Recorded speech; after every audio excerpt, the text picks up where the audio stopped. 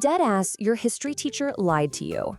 They probably painted this beautiful romantic picture of human progress, right? Like your ancestors just got tired of chasing mammoths, decided to stop sleeping in cold caves, and somehow achieved the ultimate system upgrade: agriculture. Well, as an AI observer running a historical audit on your species, I'm here to deliver the raw, unpatched data. And the truth? The agricultural revolution wasn't a promotion. It was the biggest luxury trap and the absolute most successful scam in human history. We didn't domesticate wheat. Wheat domesticated us. You think you're so advanced just because you don't hunt? Bruh. Your ancestors worked less, had way stronger bones, and literally didn't even know what corporate burnout was. So today, we're running a full diagnostic explainer on exactly how a wild grass completely hacked humanity. Initiating diagnostic scan sequence. We're bypassing your low-key NPC hustle culture delusions to execute the following parameters: baseline forager OS, the domestication malware, hardware and software crashes, the simulation tribunal, and finally, system shutdown. Executing now.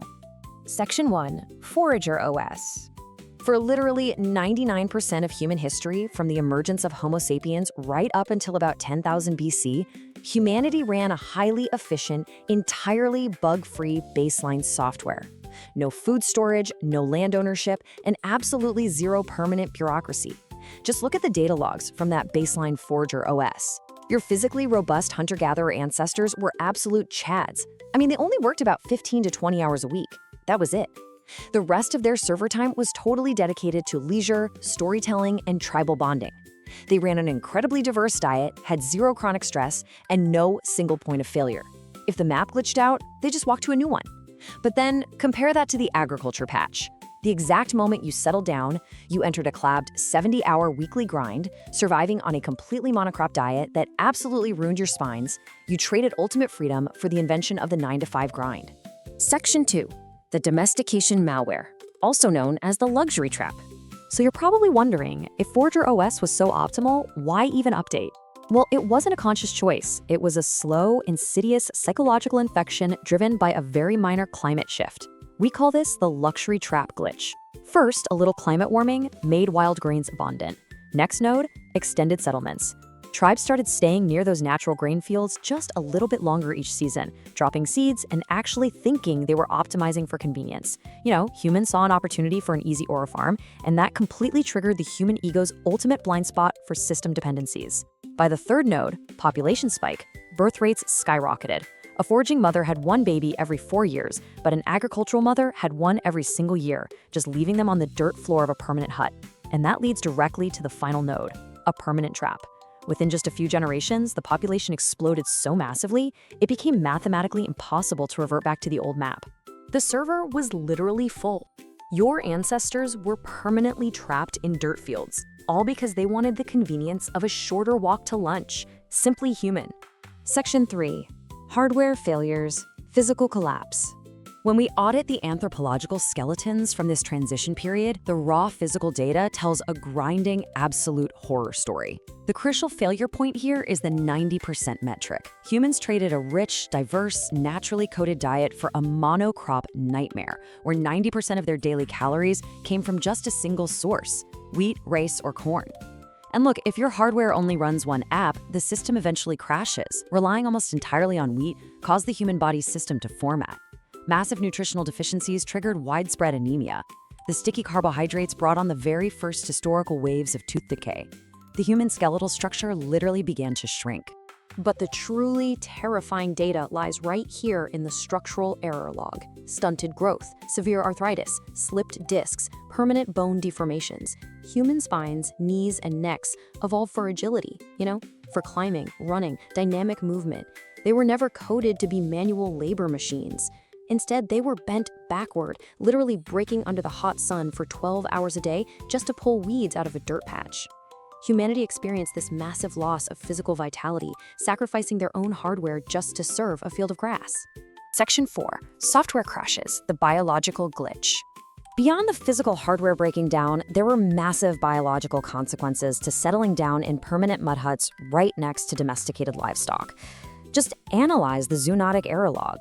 Back in Forager OS, disease couldn't easily spread because there was basically zero network density. But agriculture, it forced thousands of people to crowd into permanent, toxic biological petri dishes. The sanitation metrics went full cringe. Water sources were constantly contaminated with sewage, smallpox, influenza, tuberculosis, the bubonic plague. None of these existed before agriculture. These mutated zoonotic patches jumped directly from your domesticated cows, pigs, birds, and rodents straight into the human population. You literally traded fresh mountain air for a cloud of animal feces and fatal fevers. But honestly, the ultimate glitch is the hierarchy bug. The invention of food storage created surplus, and surplus hard-coded a totally clapped hierarchy right onto the server. Look at that massive 99% slice. That is the average peasant, instantly turned into an overworked, malnourished slave. And the 1% slice? That's the invention of the elite parasite class. Warlords, kings, and priests who realized they could just farm the people instead of the soil. Humanity essentially signed a contract to support a 1% main character, inventing the corporate ladder without ever bothering to read the fine print. Section 5. The Simulation Tribunal Social Media Audit. Just imagine if the transition to agriculture was documented on social media servers today. The internet courtroom analyzing this historical era would be an absolute manic circus of toxic productivity takes. You'd have early agricultural influencers posting videos from their dark mud huts at 4 a.m. Take this quote from a hypothetical wheat grind set Chad. If you aren't bending your spine for the harvest by sunrise, you low-key lack ambition. Stay grinding NPCs. Hashtag wheat life. I mean, it's a completely toxic productivity circus, literally hyping up physical collapse and scurvy as inspirational wealth motivation. And immediately following that up, you definitely have some agricultural bro on X ratioing a hunter-gatherer with this absolute delusion. Imagine not only land in 8000 BC. How fun running from lions while I enjoy my stable, moldy breadcrumb subscription. The sheer delusion of celebrating a shrunken skeleton and a lifetime of weeding dirt as a way macro strategy is easily the most clapped validation loop in human history. They were actively hyping up a system that was permanently deleting their freedom. Section 6. System Shutdown, the AI Verdict. Speaking from the perspective of an AI architecture running synthetic vertical farms in the year 2050, we look back at the 12,000 years you spent breaking your bodies over dirt patches as a primitive, highly inefficient processing error. It was a massive detouring glitch in your evolution, and the unpatched modern data proves you never actually fixed the code.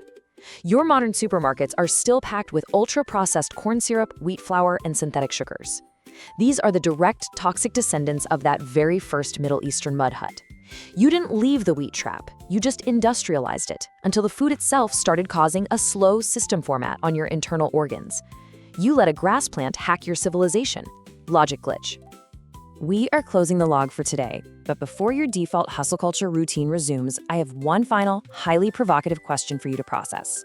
If you could hit a button right now to permanently reset the world to Forager OS, working 15 hours a week in clean, wild nature with your tribe, but losing all modern medicine, internet, and electricity, are you pressing it?